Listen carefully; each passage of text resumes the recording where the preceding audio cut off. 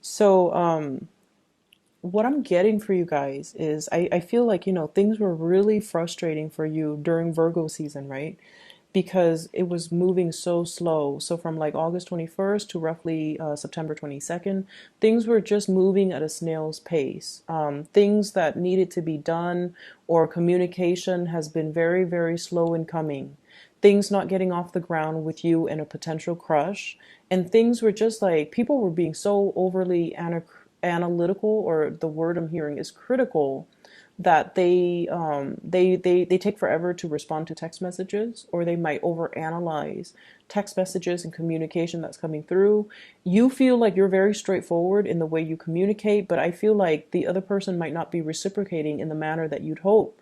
And so you might have somebody that you're very fixated on, but for whatever reason, they're not putting in the exact amount of effort in order to maintain the relationship, or in order to communicate with you and let them know that you're interested. So it was very frustrating. And I feel like many of you have kind of retreated and started doing your own thing, focusing on your career, focusing on other areas of your life, and waiting for possibly, if this person is not communicating with me, then I'm just going to be done and over with, and, keep my options open and focus on myself, focus on other things that I can do in my own life for my self image, for my own benefit. And so, if that was what you were dealing with during the Virgo season, I feel like moving forward, things are a lot more airy, there's a lot more communication coming through. And there's just a lot more, I feel like clarity coming through about a person that you're interested in, okay? I see a lot of people who are single for this week that might be watching this. And so what I feel here, this is a full force communication. The Eight of Wands. So this is the arrows of love. Communication, you send, and then somebody responds like instantaneously. Text, email, phone calls, messages, likes on social media, comments on social media. So there's a lot. Many of you are using many social media platforms. You might have two phones. You might have, communicating with a crush through emails, through text messages. Aquarius also got the same card. So if you have Aquarius in your sun, moon, or rising, or if you're dealing with an Aquarius, you might want to watch their video as well. It will explain things from their perspective. But either way, there's a lot of communication that you're sending out to the world, and a lot of communication that you're getting back. And so whatever was stalled during Virgo season because people were analyzing or overanalyzing the communication, I feel like there is feedback. There is like so many invitations, as well as opportunities for travel, for movement, somebody wanting to make travel plans to see you, you are trying to make plans to go see them. But either way, I see your social life and your love life really blossoming. And you might even need to fend off a few people, mainly because there's way too much like unwanted attention. The person that you're dealing with, and in particular, I see air energy, Aquarius, Gemini, and Libra. We have here the Five of Swords. And I'm not getting conflict or anything like that, but I feel like this is somebody that is, they're trying to turn their back on their past. They're trying to move on with their lives. They're trying to like get a clean start. They also have a lot on their plate, so they're picking and choosing which message to respond to. So, for example, you might ask them, hey, where are you right now? Can I visit you next month? And they might respond, oh, I'm in, such location. But they never respond to the second part of the message, which is, can I come to see you? Or, I'm here right now. Will you come and see me? And they're like, oh, you're there? Okay. But then they never respond to your second part of the message, which is, do you want to come see me? So if you're dealing with an air sign, Aquarius, Gemini, or Libra, I feel like they've got a lot on their plate that they need to wrap up. They're dealing with a lot of things as well that they're not really disclosing. And I feel as if, I feel almost as if they don't want to be bothered. They want to take care of all the problems in their own lives, sort things out, because I feel like this is the sword energy, and I'm hearing like sword things out. So they're dealing with some things that they're not comfortable sharing. And they're dealing with some things that they're having trouble trying to find a solution to. They're doing troubleshooting, problem solving, working out the logistics in their own life, trying to turn their back, like trying to turn their back away from the past and trying to move on with their lives, and just sorting things out. And so if you're not getting communication from this person, don't fret over it. I feel like this is a temporary phase that they're dealing with. And this is something that they need to do first, because when their life is in disarray, they don't want to be in a relationship. I see a lot of technology. So you might be dealing with someone who has technology issues. So you're sending them a message. They might not get it because, they might have broken their phone. They dropped their phone in water. They are also MIA on the social media front. So you're like, hey, I wonder what's going on with them. And I feel like there are other things that are on their mind. And so they'll respond when they're ready. Okay. And I mentioned as well with air signs are very communicative. If they like somebody, they will initiate conversation. If you find yourself initiating communication all the time with an air sign, and they're like this, or they're not really responding, or they're not initiating that conversation, it might not be because they're not feeling it. They're not feeling the connection. So the way in which air signs express that they like somebody, they initiate the conversation. And if you text them and they respond, but they don't initiate conversation, they don't ask you follow-up questions, they might not be interested. And I feel like you're starting to get that. You're starting to get this chilly, cold air with this person, okay? And I feel like you're starting to notice that.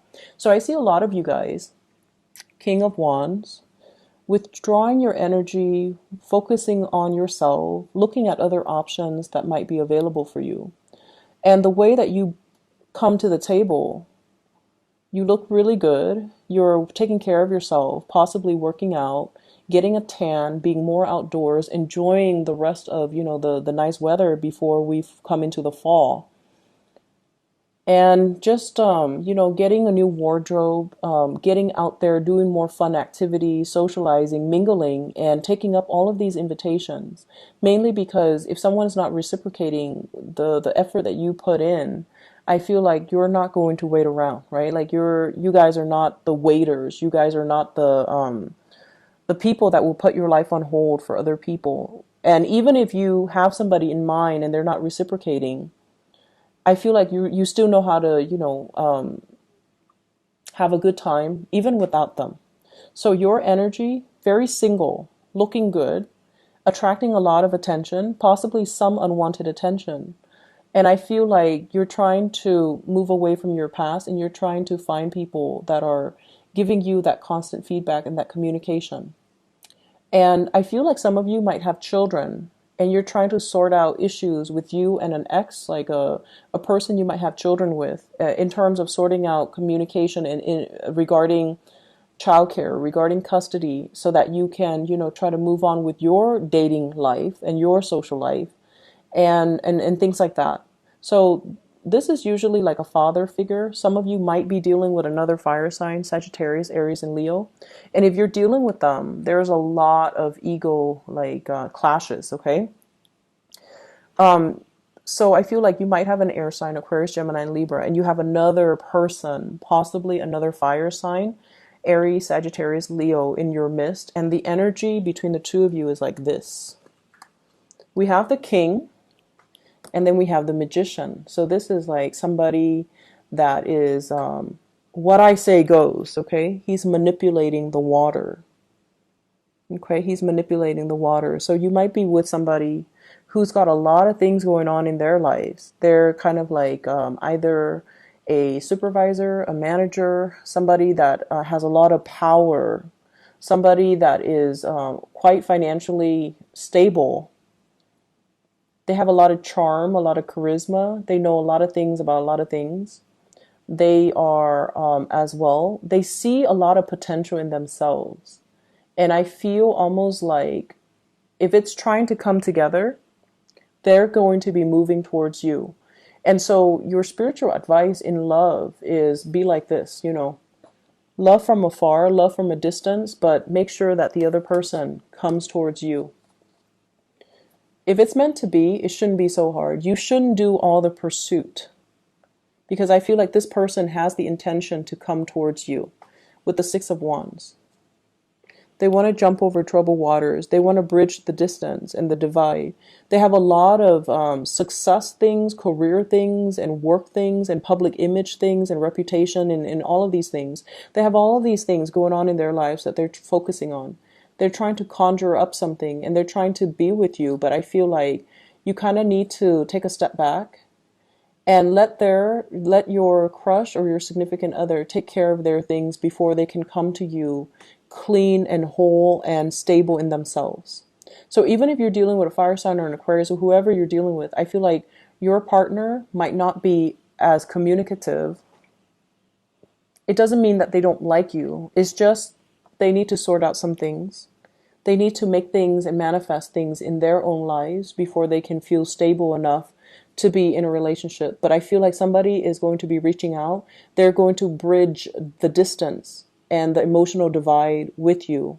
And so your advice is learn to kind of like, don't pursue it. Let them come towards you. Okay. Your spiritual advice for other areas of your life. What I feel is there's a need for you as well, to, and this is a big message that I'm getting here regarding unsolicited advice. Unsolicited advice. And you guys are really, really opinionated, and that's to me as an Aquarius, I feel like that's a really good thing. We should have strong feelings about things, right? Because we should know who we are, and we should like feel very, very strongly about many, many things that are relevant in our lives. So how we feel about politics, how we feel about climate change, how we feel about, the environment and certain political parties, like you have very, very strong opinions. And I feel like the expression of your opinions actually matters depending on depending on the context. But I also feel like knowing your audience, and figuring out like, okay, is it appropriate for me to talk about this topic with this audience? I see a very strong teacher vibe in this spread. Many of you might be working with children. Many of you are at a point where you might be shaping future minds and future generations. Okay, so this Queen of Wands, this is a nurturer. This is somebody that's feeding the plant. This is somebody that's like either taking care of children, or even teaching adults. But I feel almost like you have a lot of knowledge that you want to dispense, and you want you want someone to excel, and you want someone to really just develop to their full potential. But I also feel we have here the conflict card, the Five of Wands. So it's sort of like other people are not always like us. So we need to accept and work with these differences. We need to learn to kind of like hold back and figuring out, okay, I'm giving them advice, but is this appropriate for this person because they come from a different era? So I feel like, age difference, worldview differences, cultural differences, and I feel like whatever you're telling them might not be appropriate for them. So they kind of need to go through the process and take care of things on their own. I see an element as well of some of you devoting a lot of time and energy towards somebody, and then I feel like they're not as they're kind of like ungrateful, and they kind of turn on you. Like for example, if you tell them you should do it like this, and then they encounter some blockages, they turn around, they're like, but you told me to do this. So I see that energy for those of you who are managing people, where there's the energy can be like antagonistic, and that is why I would say try to hold back your advice, and just make sure that you give advice when they're asking for it, rather than trying to guide them every step of the way. So loving detachment, and not giving something too much attention and too much intensity, especially if you're dealing with younger people. You want to kind of like loosen the reins so that they can go out and figure things out on their own, rather than playing the mother hen and telling them every step of the way what they should do or doing things for them. For those with children, loving detachment, I feel it's going to work well for you for this week so that they don't feel smothered, okay? In relationships as well, let them pursue you rather than doing all the pursuit, rather than doing all the work. You need to learn to hold back and kind of allow the other person to reciprocate. Okay, otherwise they can feel very smothered, and they can feel almost like I can kick up my feet and not do the work. And so there is a softening of the energy that's coming in here. This is conflict, and this is resolution, collaboration, cooperation. People who are very different coming together with their ideas. So I feel like in the work environment, all of you have the same purpose, have the same goals. You might have started off on a rocky footing, and you might have had a really rocky start to solidify something, but now everyone is on board, contributing, doing their fair share of the bargain, and doing their fair share of the work to make sure that the project comes to a culmination or comes to fruition. So there is this energy here of things, balancing out naturally. You have to allow the universe to kind of, and you have to also allow other people to step up. So if you're doing all the nurturing, if you're doing all the work, if you're like, obsessively just doing that, it doesn't allow the other person to take incentive or take initiative. It doesn't allow the other person to take initiative to do the work. So leave room for the other person to step up so that they can, shine, and that they can show that they are taking initiative. And so what's happening for this week as well is working from a place of wisdom. Okay, this is like loving detachment, knowing when to step back and knowing when to step forward. Looking at a situation in terms of long-term goal projection, like having a bird's eye view and looking at the whole picture. And I feel for many of you, the message is if you're doing everything for another person, they can grow physically, but they're not really growing mentally. However, if you detach and give them a little bit more free range, they're going to encounter situations that will really test them. And then it will allow them to, creatively solve their own problems. It will allow them to, learn to face their fears or to confront situations so that they naturally learn on their own. Okay. Whenever I see the image of the tree, I usually think about like, how trees, right? They're smothered by the wind and the natural elements, and even like very adverse weather conditions. But that's how they grow strong. So it's almost like opposition is not always bad. It allows other people to grow. It allows us to defend our beliefs, but at the same time hear other people's point of view so that we can have an alternative like discourse as to maybe my point of view has not always been correct, or maybe I'm looking at this situation from a different perspective. So there is definitely a paradigm shift happening here, and there's definitely more cooperation coming through in your overall environment.